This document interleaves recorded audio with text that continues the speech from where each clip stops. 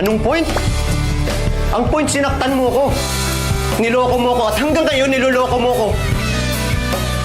2 taon mo akong pinaniwala na may iba. Binitbit ko yun sa'yo 2 taon, gabi-gabi iniisip ko kung bakit. Bakit ang bilis?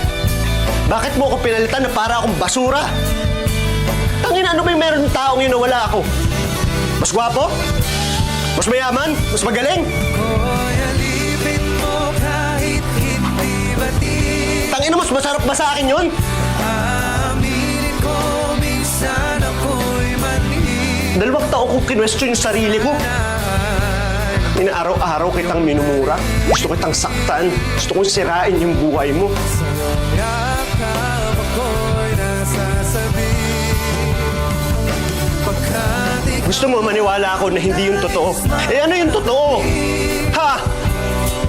malamig Kasi hindi ko na alam kung saan ako nasasaktan eh. gabi